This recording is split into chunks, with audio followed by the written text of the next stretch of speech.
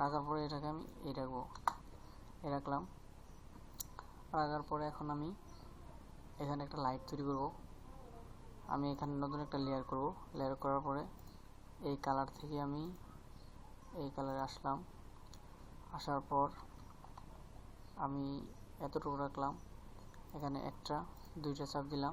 দেওয়ার পরে এই কালারটাকে আমরা আরেকটু ইয়েলো করব, ইয়েলো টাইপের। এই করলাম, করার পরে এখন ব্রাশটা আমরা ছোটো করে দিব। ব্রাশটা ছোটো করার দুইটা ক্লিক করলাম, দুইটা চারটে ক্লিক করছি। তো এইটাকে এখন আমরা এখানে স্ক্রিন করে দেব। স্ক্রিন করার পরে এটাকে এই ছবির লাইটটাকে ছবির নিচে নিয়ে আসবো। তো লাইটটাকে ছবির নিচে নিয়ে আসলাম, দেখলেন।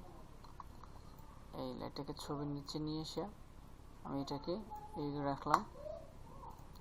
রাখার পরে এদিকে একটু রাখি। রাখার পরে আমাদের এখানে একটা শেপ আকার হয়ে গেছে। আমরা ইরেজার টুল দিয়ে আমরা এটা কেটে দিব। কেটে দিলাম। কেটে দেওয়ার পর এখন আমরা আমাদের ছবি অ্যাড হয়ে গেছে। আমরা এই পাশে দেখছেন, এই যে এই পাশে। তো আমার এই যে ফ্রেমগুলো, আমি এখন এই ফ্রেমগুলো তৈরি করব।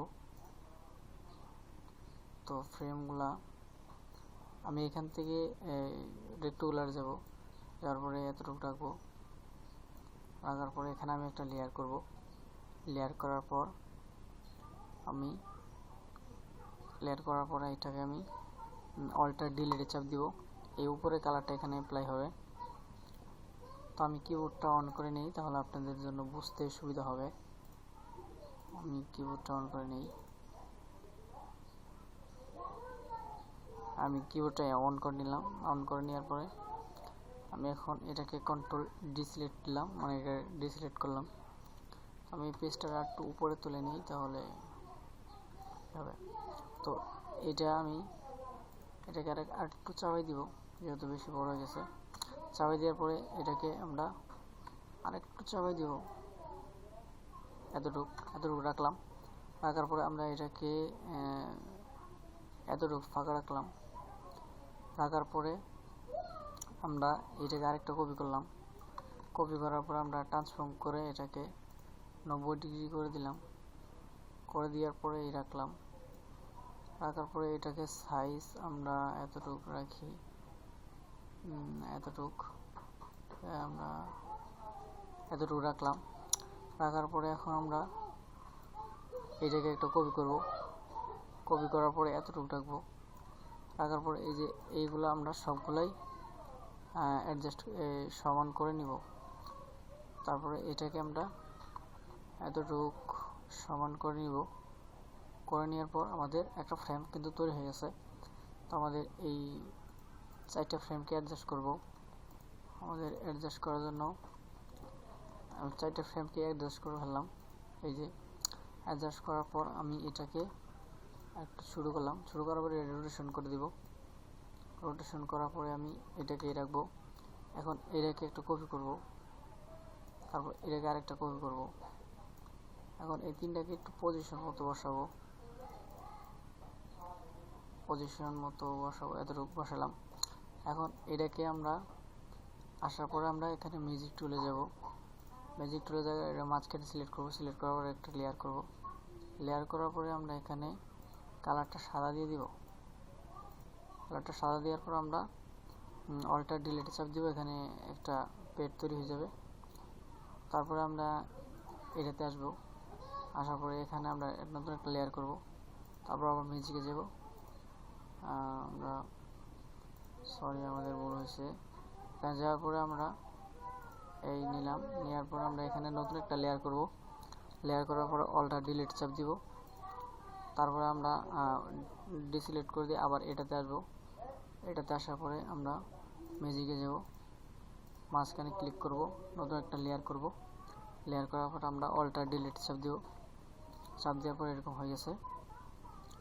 এখন আমরা এটার উপর ছবি বসাবো।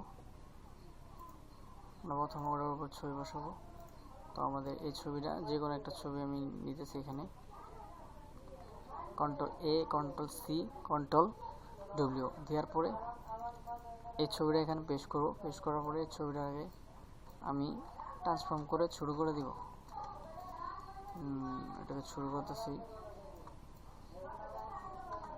শুরু করার পরে আমি এই ছবিটাকে Ctrl+G দেওয়ার পরে এটাকে আমি এই শেপের ভিতরে আমি ঢুকিয়ে দিছি। এই রাখলাম। রাখার পরে আমরা এই যে শেপ, এটা হচ্ছে শেপ। এখন এই শেপটাকে আমি অ্যাডজাস্ট করব। অ্যাডজাস্ট করার পরে এই যে দেখেন এই শেপ হয়ে গেছে। এখন এই শেপের যে আমার যে রাউন্ড আছে সেটাকে আমি অ্যাডজাস্ট করব। অ্যাডজাস্ট করে এই যে অ্যাডজাস্ট হয়ে গেছে। তারপরে আমি এখন আসব এই ছবিতে আসার পর এখানে আসার পর আমি একটা ছবি নিব।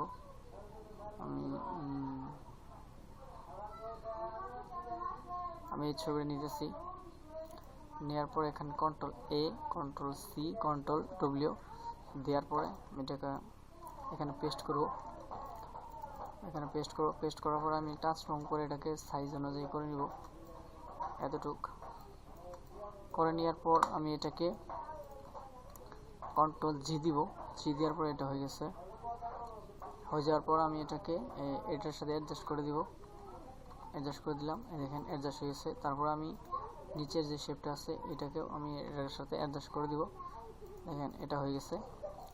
এখন আমাদের বাকি আছে আরেকটা। এটাকে আমরা সিলেক্ট করলাম। করার পর আমরা একটা ছবি নিব। আমাদের এই ছবিটা নিলাম।